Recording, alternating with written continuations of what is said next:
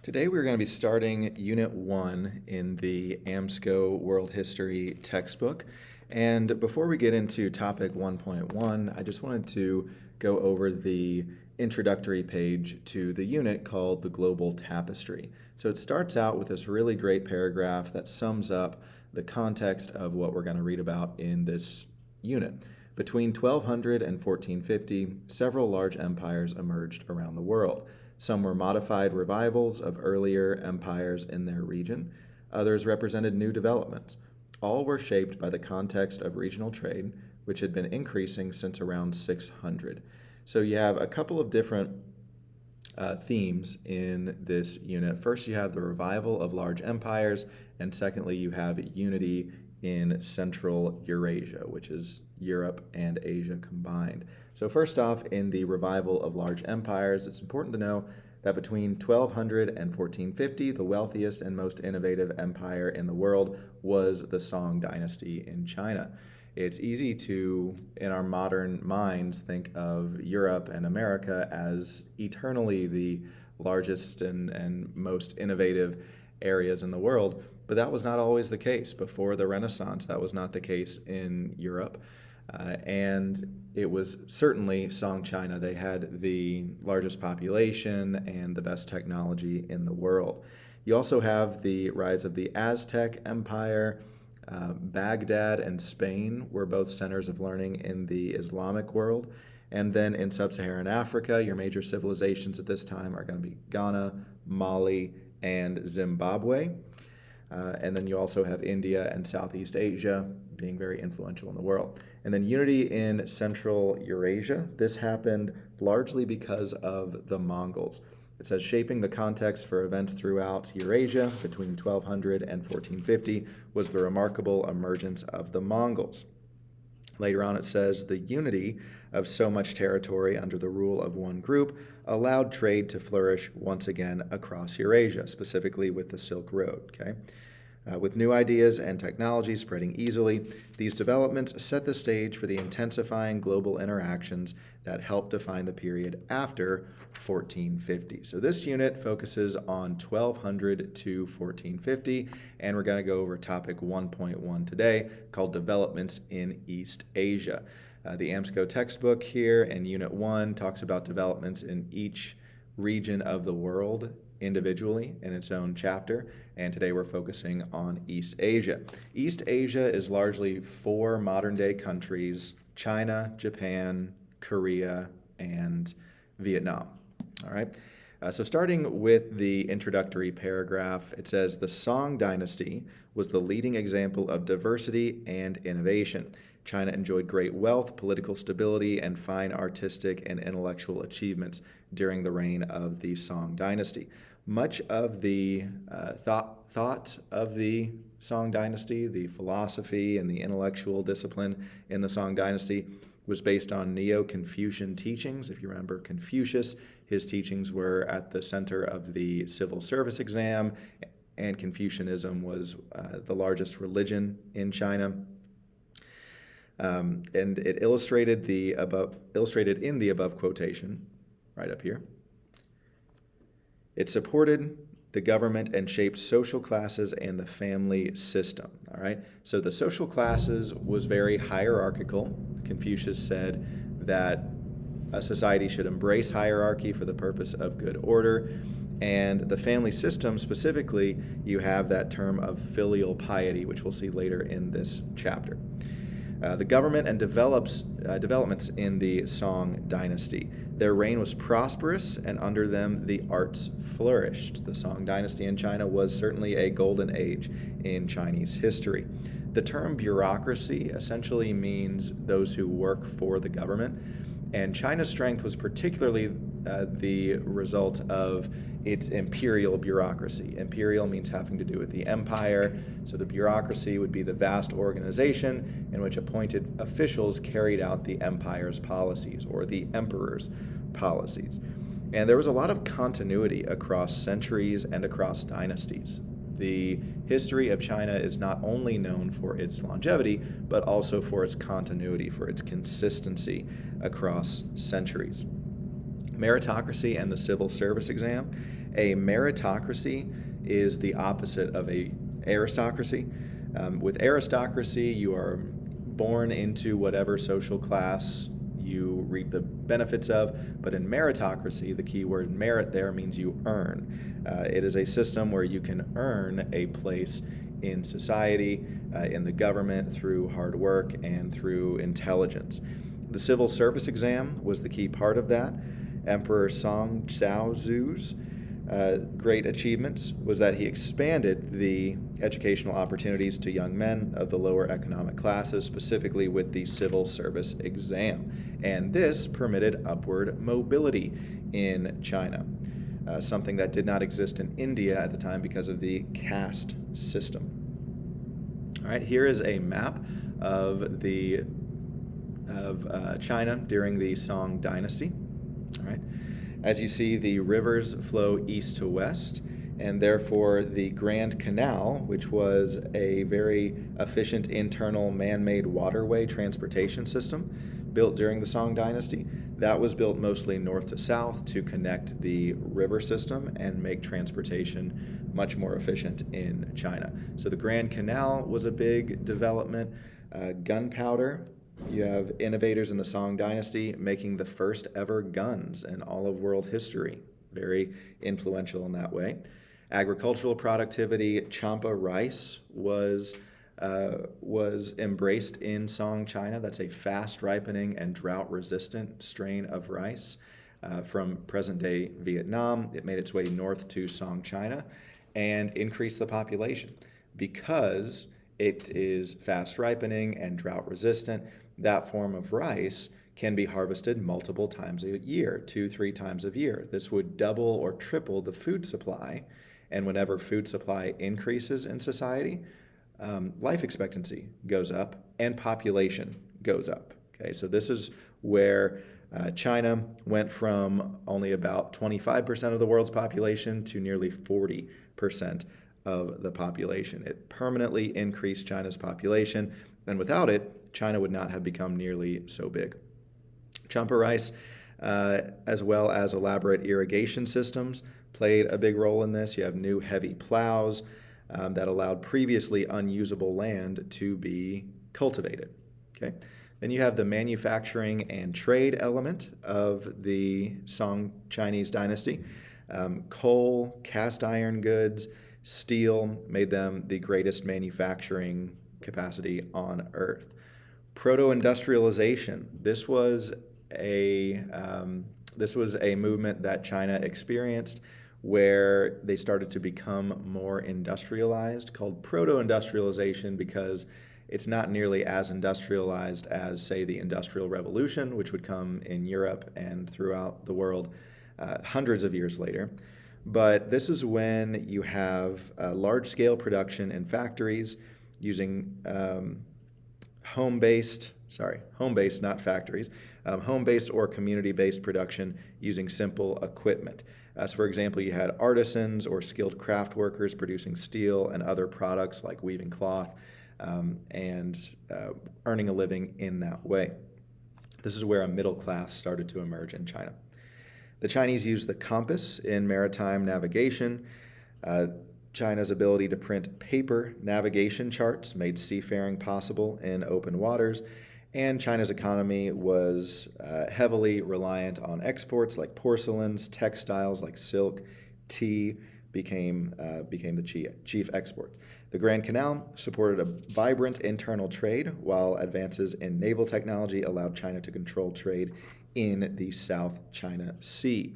The tribute system is when other states had to pay money or provide goods to honor the Chinese emperor. Now, the reason why other states would do this is for protection. If the Song Chinese were larger and more powerful than them, and that was the case with every other state, then they would probably be afraid of them and desire to pay them in order to get on their good side. And so this is how tribute would be made to show respect in order to not get conquered.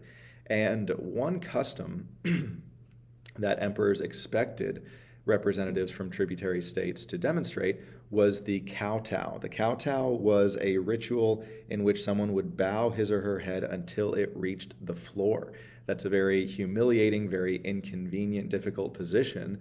And that was kind of the point. They wanted to make sure to communicate that they were the ones in charge, and therefore they would require others to submit themselves in the way of the kowtow. As far as social structures in Song China went, you have the emergence of a new social class called the scholar gentry. They were educated in Confucian philosophy. They became the most influential social class in China. The role of women. Confucian traditions included both respect for women and the expectation that they would defer to men. So this was a form of patriarchy in which women still were respected, and at the same time, though, they were expected to do things that men were not expected to do. And one of them was foot binding. If you want to look up pictures of foot binding, it's pretty disturbing to see. But basically, young ladies' feet, they would be bound so tightly with bandages, with strips of cloth. And the purpose for that was to not let their feet grow, to make them stay small. And the purpose was twofold. Number one, it was seen as beautiful to have small feet. It was seen as feminine. And secondly, it was a status symbol, because if your feet were bound, a lot of times you could barely walk. Some women had to use canes or even be carried by their servants. And while that certainly wouldn't be attractive to most people nowadays, that would be a communication of status, because if you didn't have to work, that meant that you were wealthy. And if you could bind your feet to where you didn't have to work in the fields, then that was a sign of status. You have some intellectual and cultural developments in Song China too. For example, woodblock printing. This increased literacy, education, and communication, where letters and symbols were carved onto wooden blocks and then pressed onto paper in order to mass produce literature. Reading and poetry, both the Tang and the Song dynasties had a big emphasis on schooling, and this created generations of very well-rounded scholar bureaucrats. Later on, Europeans with very diverse skills like this would be called Renaissance men. You also have religious diversity in China. Now, Buddhism had been in China for centuries at this point, but there were different types of Buddhism: Theravada, Mahayana, and Tibetan Buddhism, all of which have different nuances there that you can see. But the big paragraph right here, I think, really is a good summary of Buddhism in a nutshell.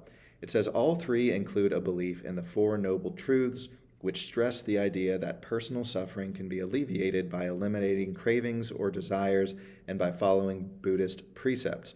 All three also embrace the Eightfold Path, the precepts including right speech, right livelihood, right effort, and right mindfulness that can lead to enlightenment or nirvana.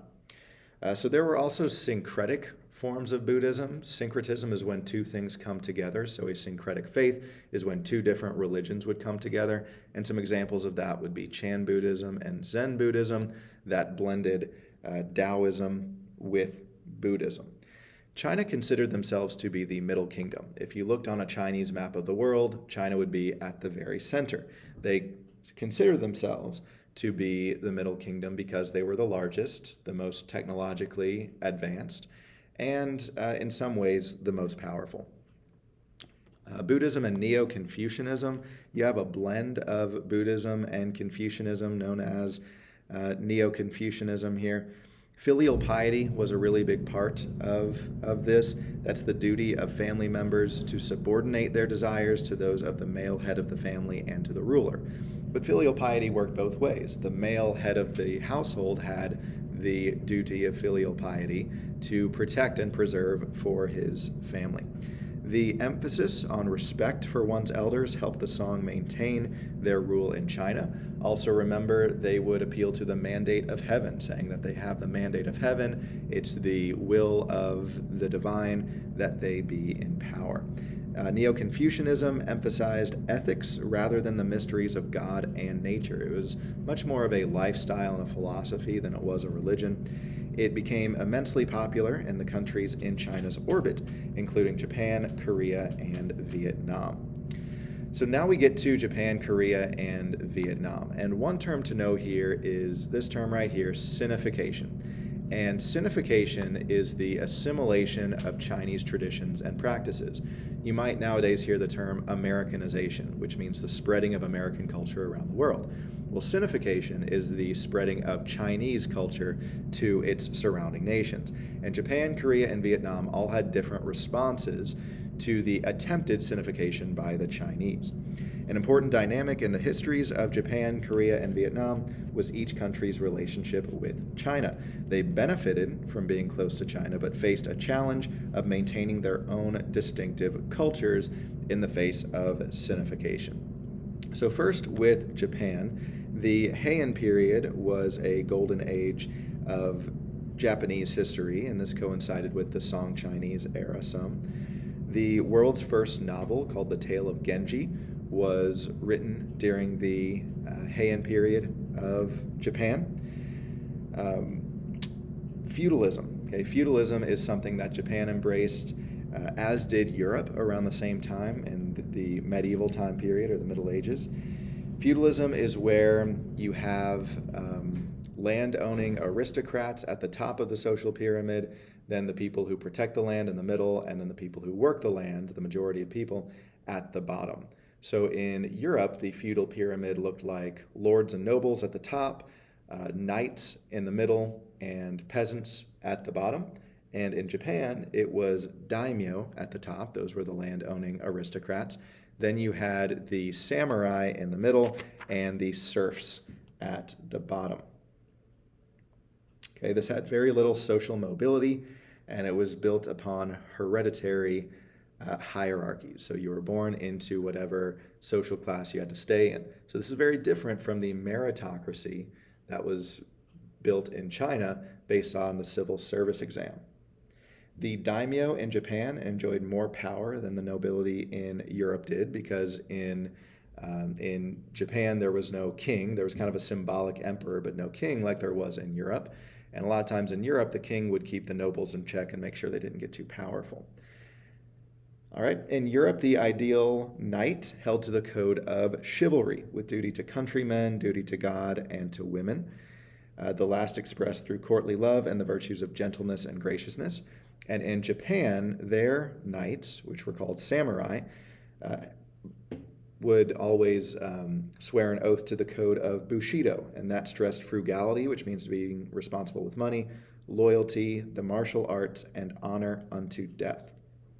In 1192, the Minamoto installed a shogun, or military ruler, to reign. Though Japan still had an emperor, he had very little power. That's kind of similar to today. Japan still has an emperor, but their prime minister and their parliament has a lot more power. So Japan had a decentralized government, meaning they didn't have one supreme ruler. All right, Korea was very similar to China. Korea embraced Sinification.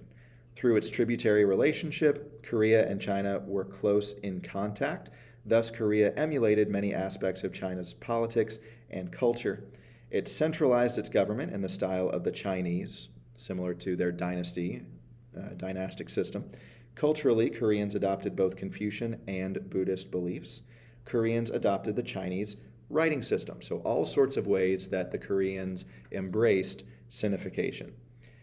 The landed aristocracy were more powerful in Korea than in China, so in this way Korea was more similar to Japan. Now, Vietnam, unlike Korea, did not embrace Sinification. They had a very adversarial relationship with China. In fact, at times, the Vietnamese launched violent rebellions against Chinese influence. A couple of things that the Vietnamese rejected about the Chinese culture were living in extended families and polygamy. So while the Chinese lived in extended families, the Vietnamese preferred nuclear families, which is just a wife, a husband, and their children, probably similar family structures that most people in America live in.